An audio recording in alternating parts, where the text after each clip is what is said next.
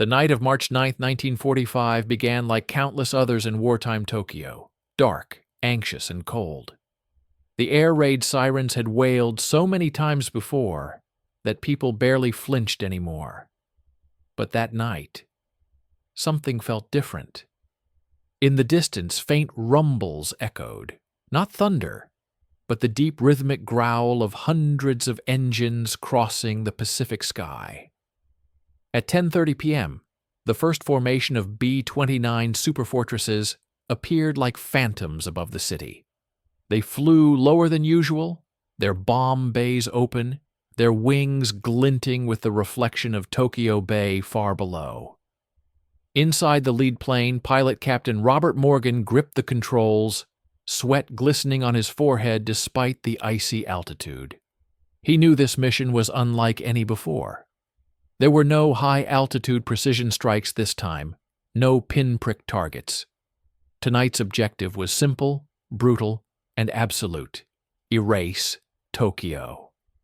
From the ground, the people of Tokyo looked up and saw the sky blooming with hundreds of red dots, incendiary canisters tumbling silently through the night. A few seconds later, the first wave hit. In an instant, wooden houses ignited like dry paper. The fire spread faster than anyone could imagine. Within minutes, entire districts vanished into a single, roaring ocean of flame. The heat grew unbearable. Asphalt melted under people's feet. The air itself turned into fire. Mothers clutched children and ran toward the canals. But the water boiled. Survivors recalled seeing firestorms that breathed, pulling oxygen out of the streets, suffocating thousands before the flames reached them. Above the inferno, American pilots watched the unimaginable sight: a city of 12 million burning in a single night. "We could smell the smoke even at 10,000 feet, one pilot later said. Tokyo looked like the surface of the sun.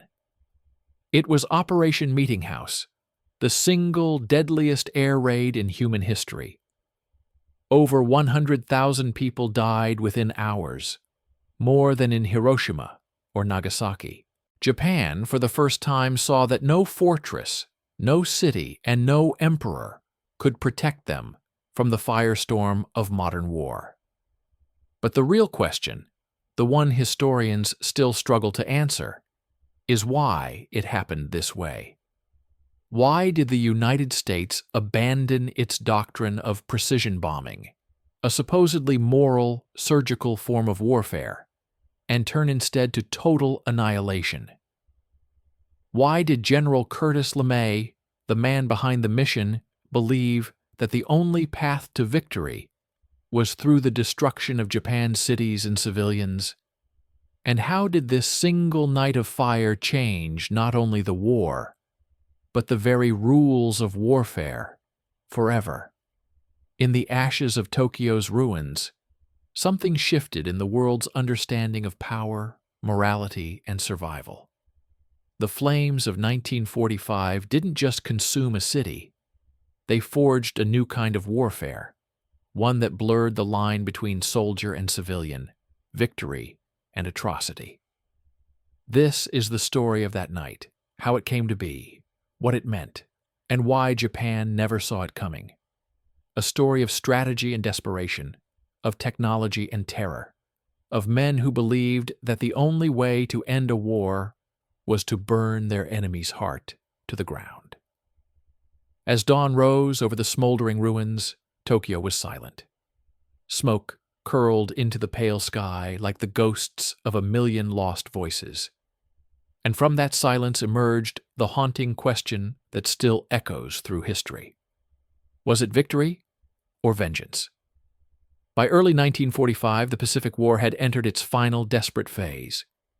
Japan's empire, once stretching from China to the Solomon Islands, was collapsing, island by island. Yet, the Japanese military refused to surrender. Every airfield, every coral atoll, every stretch of jungle became a fortress defended to the last breath. The American forces advancing across the Pacific, from Guadalcanal to Iwo Jima, paid for every mile with blood. At the heart of America's new strategy was a machine unlike anything seen before, the Boeing B-29 Superfortress. It was massive, sleek, and terrifyingly advanced. With a pressurized cabin, 4 2,200 horsepower Wright R-3350 engines, and a range exceeding 3,000 miles, it could fly higher, faster, and farther than any bomber in history. Designed for precision bombing from 30,000 feet, the B-29 was meant to cripple Japan's war industries without the need for invasion. But in practice, that theory quickly unraveled. Flying from new bases on Saipan, Tinian, and Guam, U.S. bombers began their raids in late 1944. Their target? Japan's industrial heart. Yet, what planners in Washington hadn't foreseen was the invisible enemy above the Pacific, the jet stream. These powerful winds, unknown to meteorologists at the time, tore through the upper atmosphere at over 200 miles per hour, scattering bombs miles off target. Precision bombing became impossible. Night after night, B-29 crews risked their lives to drop high-explosive bombs that missed their marks entirely. Massive steel plants and aircraft factories survived unscathed, while civilian neighborhoods took the brunt. Even worse, Japanese fighters and anti-aircraft guns learned to predict the bombers' routes. The B-29s were fast, but not invulnerable. Many never made it home. Meanwhile, Japan had transformed itself into a nation of workshops. Thousands of tiny family-run factories, hidden among Tokyo's wooden neighborhoods, produced weapons parts, bullets, and tools for the Imperial Army. Destroying one large industrial plant did little. The real strength of Japan's production was dispersed among its people. As losses mounted and results dwindled, American commanders grew restless. Precision bombing, the proud doctrine of the U.S. Army Air Forces, was failing. The generals in Washington demanded answers and results. That's when General Curtis E. LeMay arrived in the Pacific. LeMay was only 38, but already infamous for his ruthless efficiency. He believed wars were won not by moral restraint, but by overwhelming destruction. Having led the devastating bombing campaigns against Germany, he was now sent to command the 20th Bomber Command in the Marianas. What he found appalled him. Poorly coordinated missions, scattered results, and a weather system that mocked every attempt at precision. To LeMay, the solution was clear and terrifyingly simple. If high-altitude accuracy didn't work, then the bombers would go low. If high-explosive bombs couldn't shatter Japan's factories, then fire would. His plan was radical. Strip the bombers of their guns to lighten the load, fly at only 5,000 to 8,000 feet to avoid the jet stream, and rain down a new weapon, M69 incendiaries, small bomblets filled with napalm gel that clung to wood and burned at over 1,500 degrees Fahrenheit. Japan's cities, built mostly from wood and paper, were tinder boxes waiting for a spark. Few in Washington approved. Some saw it as barbaric, even suicidal. Flying low meant flying directly into the teeth of anti-aircraft fire, and the moral implications were even darker. Firebombing would no longer distinguish between factories and homes, soldiers and children. But LeMay didn't flinch. "You have to kill people to win wars," he said coldly. "If you kill enough of them, they stop fighting." The stage was set. By early March 1945, over 300 B-29s stood ready across the Marianas. Mechanics loaded the new incendiary clusters into their bomb bays. Pilots memorized new flight altitudes. Tokyo, vast and unprotected, lay less than 7 hours away. What none of them could fully grasp, not yet, was the scale of what was about to happen. LeMay's shift from precision to terror would not only devastate Japan, but redefine the ethics of warfare for generations to come. The countdown had begun. By the dawn of 1945, the American air war over Japan was beginning to look like a tragic paradox. Enormous power without direction, courage without reward. The B-29 Superfortress was supposed to be the weapon that would break the Japanese Empire from above. It was the most expensive military project in history, even surpassing the Manhattan Project at that time. Yet, after months of missions, the results were humiliating.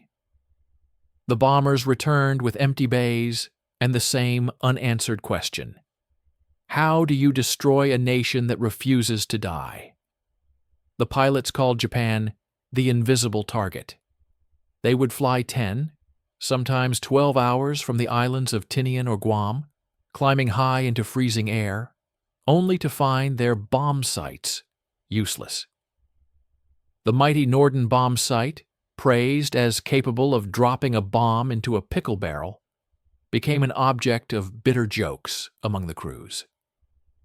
The jet stream threw their payloads miles away, winds that nobody had ever faced before in warfare. Bombs meant for aircraft factories landed in rice fields or residential blocks. Missions meant to cripple production instead fueled hatred and resolve. Every week, hundreds of airmen vanished into the sea, their planes torn apart by mechanical failure, storms, or Japanese fighters. Inside the American command centers, frustration boiled. The generals in Washington demanded visible success. Newspapers back home, fed on tales of unstoppable progress, began asking uncomfortable questions. Why were millions of dollars and thousands of lives being spent with so little to show for it? Behind the neat charts and official reports, officers knew the truth. The air war over Japan was failing. The Japanese were suffering, yes, but not surrendering. Every loss only seemed to harden their will. For the crews, the pressure was unbearable. They lived in a state of suspended exhaustion. Long flights through black skies, sudden eruptions of flak, the haunting sight of comrades disappearing in bursts of flame. Many spoke later of the strange duality of those missions, the beauty of the stars over the Pacific, and the horror of the explosions below. Some began to doubt whether what they were doing had any meaning at all. The propaganda called it strategic bombing. The men in the planes began to call it guesswork. At the same time, the Japanese air defenses were adapting. Radar stations dotted the coasts, and night fighters prowled the skies, guided by sound detectors and primitive warning systems. The Zero, outdated by 1945, was still deadly in skilled hands. Anti-aircraft batteries lined the approaches to Tokyo, Osaka, and Nagoya.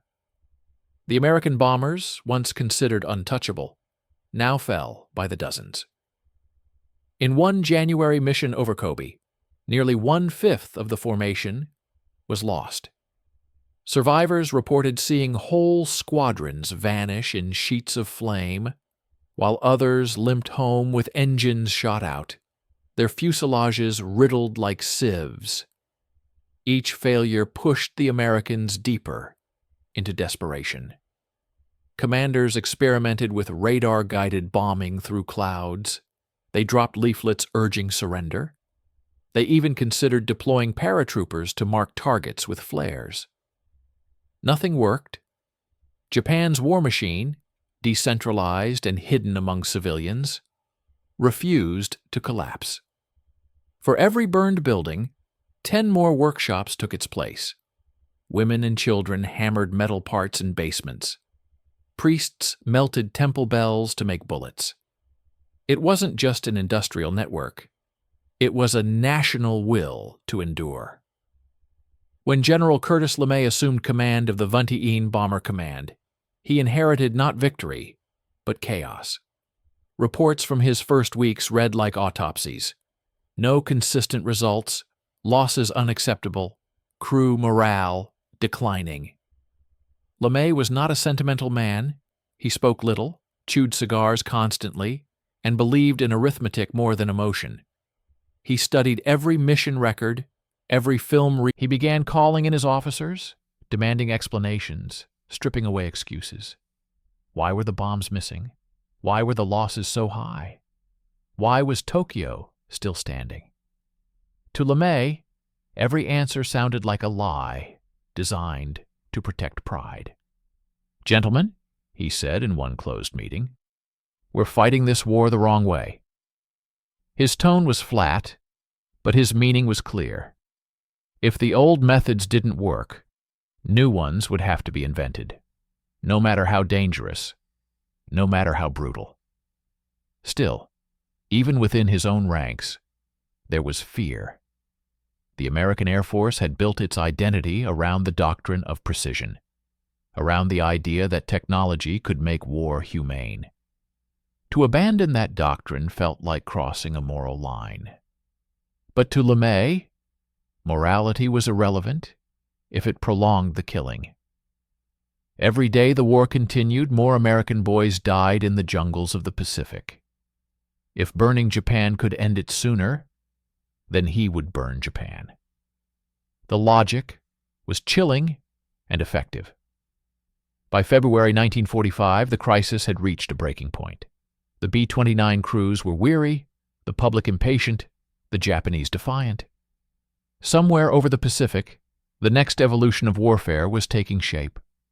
Not in laboratories or strategy papers, but in the restless mind of one general who believed that victory justified any means.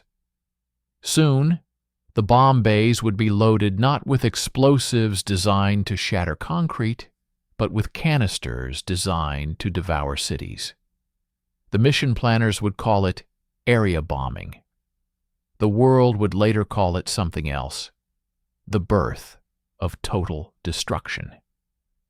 And so, on those tense nights before the Great Fire bombing began, as mechanics worked under floodlights on endless rows of bombers, there was a sense that history itself was shifting. The men didn't yet know what kind of war they were about to unleash. They only knew that nothing, not weather, not ethics, not the screams of civilians, would stand in the way of ending it. LeMay's eyes, cold and unblinking, were fixed on a single target: Tokyo. The idea did not arrive as a single eureka. It arrived as a hard, cold decision, forged from failure. Curtis LeMay watched the footage of missed targets, studied wind reports, and listened to the haunted accounts of crews who came back with their pride shredded and their planes riddled. The logic that had guided American air doctrine for years, that precision bombing could surgically sever an enemy's ability to wage war, had been eviscerated by nature and circumstance. If the Norden site could not overcome the jet stream, if Japan's industry was dispersed among millions of wooden houses and tiny workshops, then precision was a luxury the commanders could no longer afford. What LeMay proposed instead was brutal in its clarity. Go low, go at night, and use fire as the weapon of choice. Lower altitude meant leaving the jet stream behind. Darkness meant fewer interceptors and less accurate flak. Incendiaries meant turning the very fabric of Japanese cities into fuel. The technical details mattered. The bombers would carry M69 incendiary bomblets, small, fragile canisters that would survive the fall, burst, and scatter flaming gel across rooftops and into the eaves of wooden houses. To increase range and sortie rate, and to improve bombing accuracy at lower levels, LeMay ordered a pragmatic, ruthless reconfiguration. remove the top turret guns that weighed the B-29s down, lighten the planes, and trust speed and formation discipline for defense. Critics argued that stripping armament made the bombers sitting ducks. LeMay argued that a target destroyed was worth the cost. Preparation was meticulous and cold. Crews drilled new, low-level approach patterns. Navigators relearned how to find their mark by city lights and rivers, rather than by stars and instruments. And ordnance teams packed clusters of incendiaries into the bomb bays with a speed born of grim resolve. Command rehearsals rehearsed timing down to the second. Waves of aircraft to approach from multiple vectors, sowing fires that would merge into uncontrollable conflagrations. The first full implementation of this doctrine would be neither a test nor a skirmish. It would be a demonstration of force whose scale no previous air campaign had attempted. On the night chosen, hundreds of B-29s lifted from Tinian and Guam, engines thudding in the black like a mechanical ocean. The crews knew this was different. Some spoke in hushed tones of crossing a moral line. Others focused only on checklist and formation. As they crossed the Japanese coast, radio silence reigned. The planes slipped down to altitudes between 5,000 and 8,000 feet, low enough that the flash of fires below could be seen against the cloud, low enough that the M69s would fall true. The first clusters opened over eastern Tokyo. The bomblets scattered like iron rain, each one finding thatch, tile, paper, wooden siding. What followed was a physical transformation of the night. Pockets of flame ignited and fed by the dry, dense sprawl of the city. They leapt from street to street. The design of Tokyo, narrow lanes, closely packed wooden dwellings, stores fronting the road, became a conduit for fire. Temperatures soared. Wind drafted through the conflagration, and the separate blazes began to coalesce. When flames draw oxygen en masse, they create their own weather. Storms that pulled air inward and upward, intensifying the blaze into a furnace that consumed everything in its path. Pilots watched from above as the city's silhouette dissolved into a rolling, living sheet of flame. The spectacle was almost beautiful, and it was incomprehensibly terrible. Men who had trained to destroy factories found themselves watching neighborhoods become the enemy. The immediate results were decisive in a way the earlier campaigns had not been. Factories embedded in residential districts could no longer produce components in safety. Transportation hubs and communications were disrupted as whole quarters were leveled. The human toll was catastrophic. LeMay's superiors, confronted with hard numbers, tons of incendiaries dropped, fire acreage measured from reconnaissance photos, disrupted output estimates, saw proof that the new method worked where precision had failed. Yet the proof carried a moral weight that could not be tallied in reports. Air crews circulated after-action notes that were clinical and spare. Some recorded a numbness at the sight of civilians fleeing burning streets. Others wrote of a grim satisfaction that their raids would shorten the war. Across the Pacific, planners faced an ugly arithmetic. If total destruction could force surrender faster and spare American lives that would otherwise be spent in invasions, was the strategy justified? For the Japanese, the shock was absolute. Tokyo, long considered home and heart of the nation, was physically and psychologically shattered. The state apparatus that coordinated mobilization and morale had to confront the fact that its capital could burn like tinder. Word of the firebombing spread quickly through official channels and private networks, producing terror, rage, and a desperate scramble to reorganize production and civil defense. Some commanders urged reprisals and intensified air defenses. Others doubted the ability to stop an enemy who could strike with such indiscriminate force. Technically, the breakthrough also forced rapid innovations.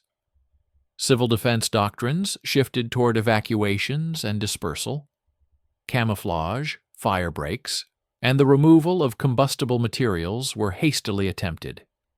Engineers experimented with reinforced shelters and communal water reserves. On the American side, tactics refined. Formation sizes, altitude profiles, and incendiary mixes were adjusted to maximize conflagration potential, while attempting to minimize exposure to flak. The doctrine of area incendiary bombing rolled forward with grim efficiency, applied to Osaka, Nagoya, and Kobe in quick succession. Each raid reinforced the terrifying calculus that had birthed the tactic.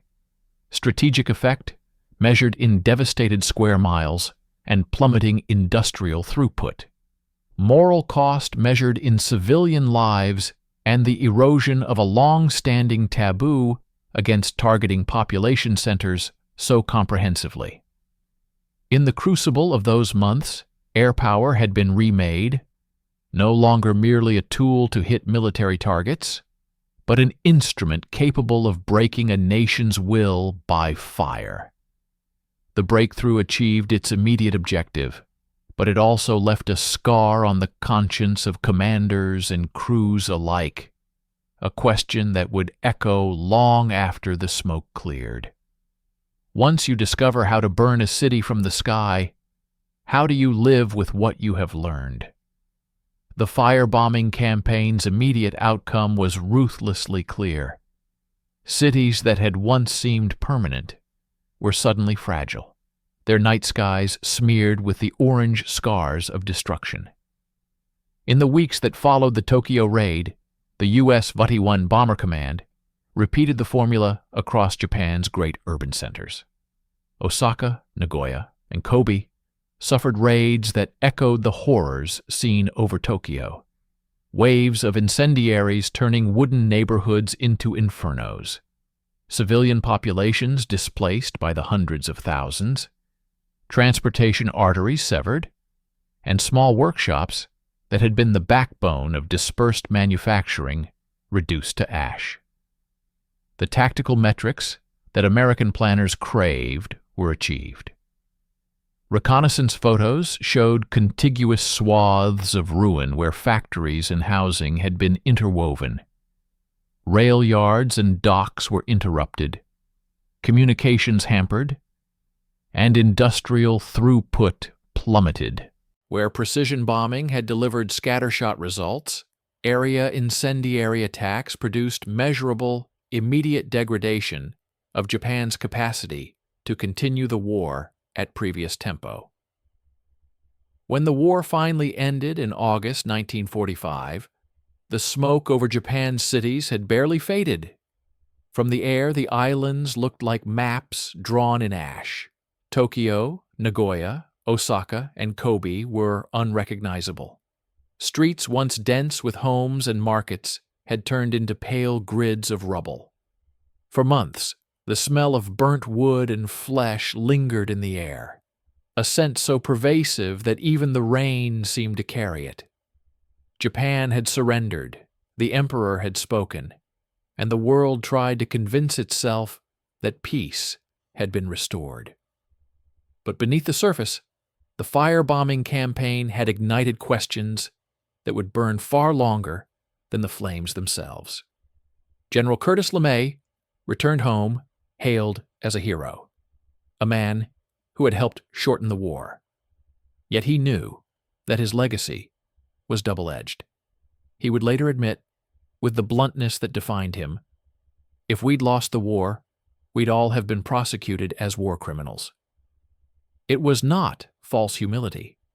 It was the cold recognition that morality in total war is measured by victory. The strategy he created, to break a nation by burning its heart, had succeeded militarily, but it had also dismantled an illusion that air power could ever remain clean. The line between strategy and atrocity had been crossed, and the world would never see warfare the same way again. In post-war Japan, the survivors of Tokyo's firestorm tried to rebuild from nothing. Families sifted through ashes searching for remains that were never found. The rivers that once ran black with soot now reflected the steel skeletons of a new city rising. The story of the bombing became a quiet wound, remembered in whispers, in memorials, in the testimonies of those who had lived through a night when the sky itself had turned against them. The government's narrative, shaped by occupation and reconstruction, emphasized recovery and modernization. Yet for many civilians, the trauma of that night remained the true beginning of post-war Japan, a forced rebirth in fire. For the United States, the Tokyo firebombing marked the culmination of an evolution in military doctrine. The lessons drawn from those raids would influence air strategies in Korea, Vietnam, and beyond. The belief that a nation's will could be broken from above through relentless aerial destruction became a cornerstone of Cold War thinking. And in the brief months between the incendiary raids and the atomic bombings of Hiroshima and Nagasaki, the world witnessed the seamless transition from fire to fission, from napalm to nuclear. The firestorm over Tokyo had, in a sense, been a rehearsal for the unimaginable. But there was another legacy, one not written in strategy papers or military manuals.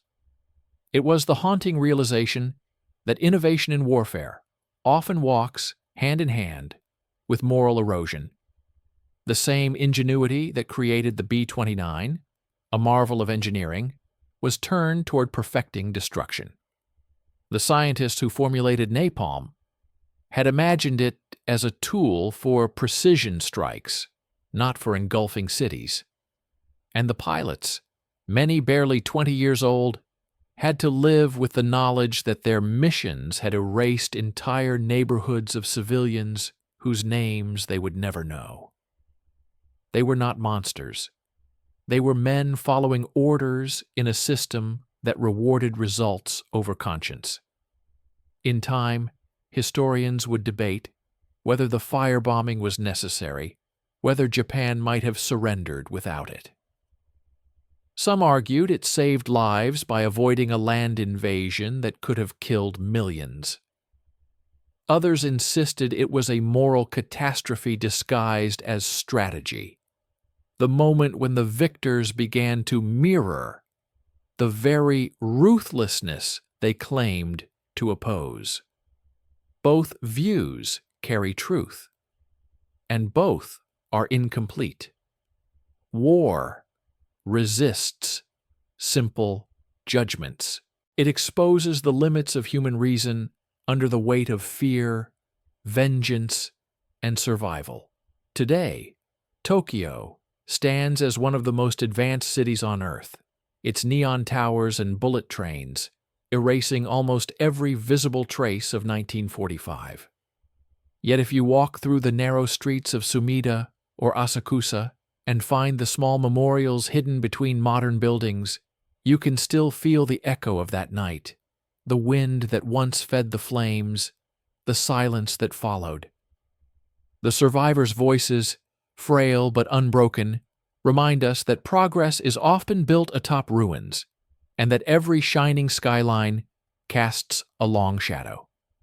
In the end, the firebombing of Tokyo was more than a military operation. It was a turning point in the human story.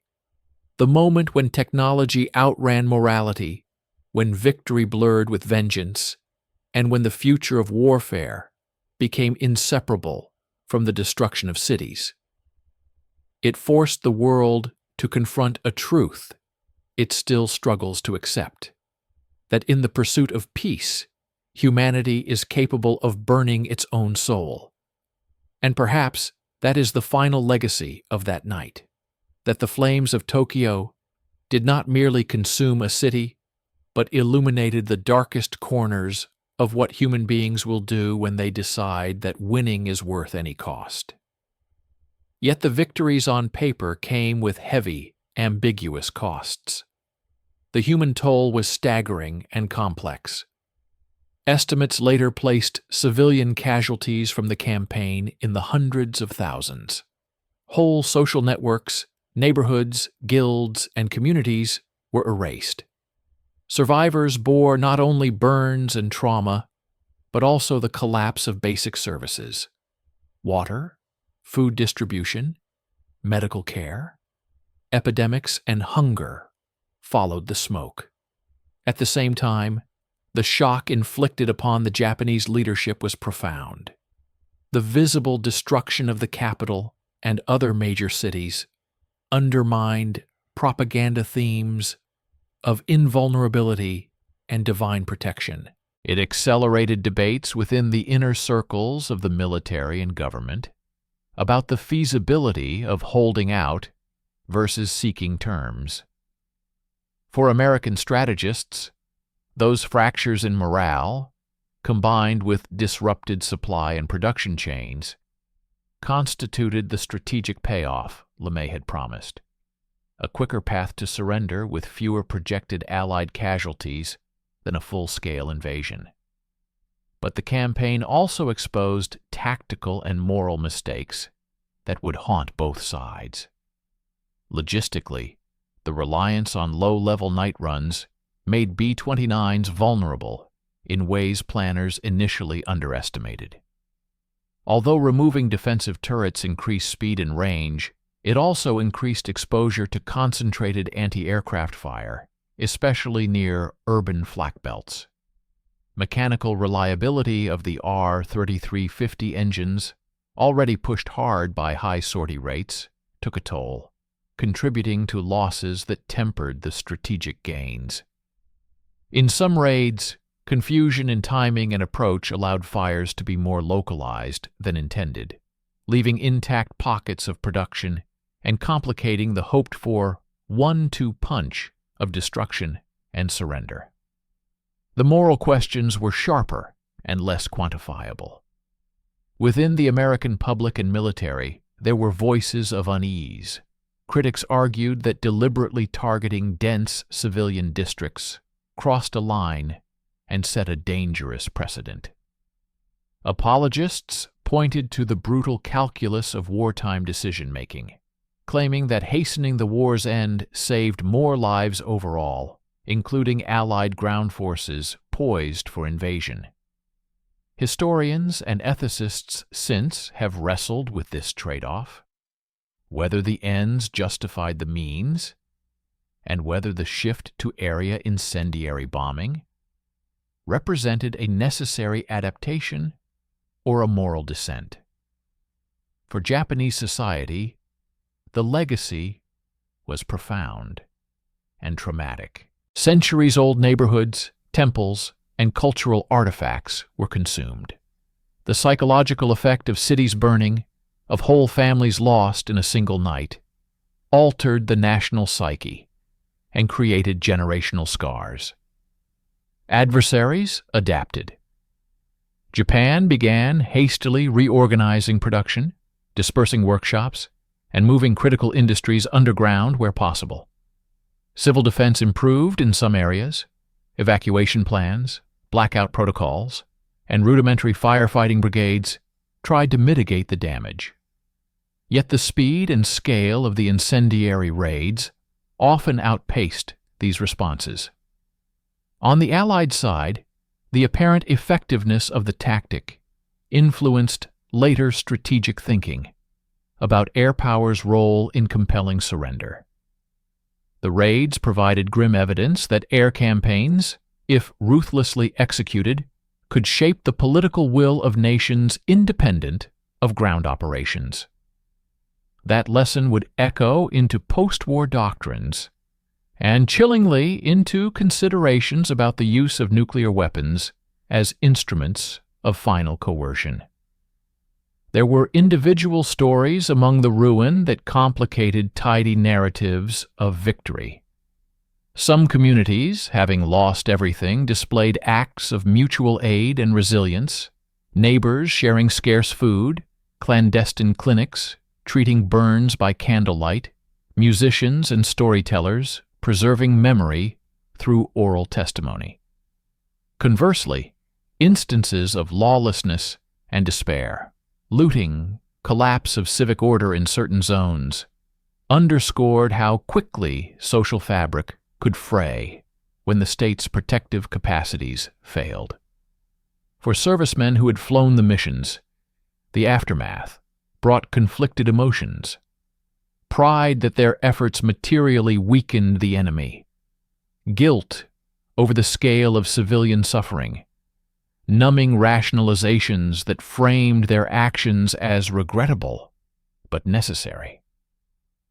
Those conflicting accounts would surface in memoirs, congressional hearings, and public debates in the years after the war. Strategically, the incendiary campaign did what it set out to do. It accelerated the disruption of Japan's industrial base and exerted psychological pressure on a government already on multiple fronts. But it also taught a darker lesson about modern warfare, that technological superiority could convert previously protected civilians into direct instruments of strategy.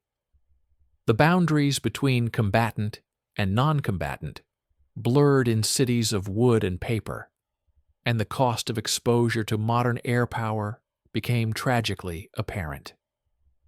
As the smoke cleared and the calendars turned toward the war's end, commanders and statesmen began confronted with a sobering truth.